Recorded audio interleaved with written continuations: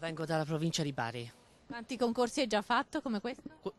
Questo è il terzo concorso che sto per frequentare. È il primo concorso per me, in assoluto. Da dove viene? Sono campana, città di Napoli. Provincia di Messina.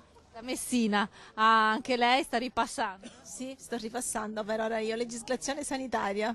Quanti concorsi ha già fatto di questo tipo?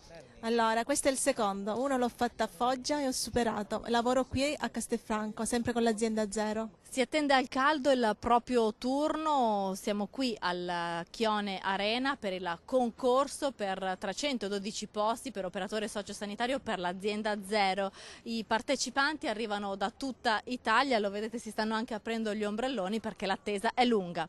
Si entra a scaglioni e mentre si aspetta fuori l'ansia cresce, c'è anche chiosco con panini e bibite fresche, si ripassano gli ultimi argomenti, ci si fa aria con un ventaglio, si prova un quiz. All'ultimo momento, quindi non si sa come andrà a finire. Da dove venite? Io da Salerno. E lei? Sicilia. E te? Anche Sicilia.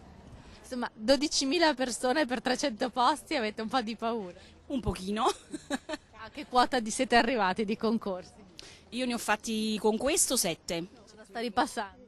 Beh, sto ripassando un po' i parametri vitali per adesso.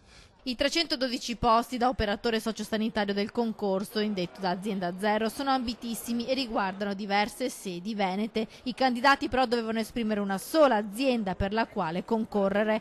Prima una prova pratica, poi una orale. Sono di Gallipoli, però lavoro a Venezia e sto tentando di fare anche questa. A che numero sei arrivata di concorso? Ma no, ho perso il conto. Ho neanche 30 anni, però ho perso il conto. Per me è il primo.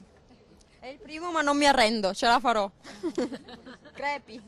Io arrivo dalla Sicilia, io ho 23 anni e questo ho perso il numero dei concorsi che ho fatto fino adesso, ma sarà il nono che provo, ma lavorando non si ha così tanto tempo per studiare. Dal Cadore. Quanti concorsi hai già fatto? È il primo questo.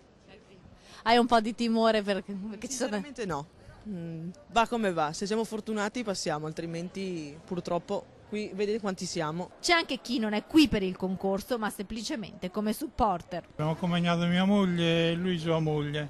Da dove venite? Io sono campano, lui è pugliese.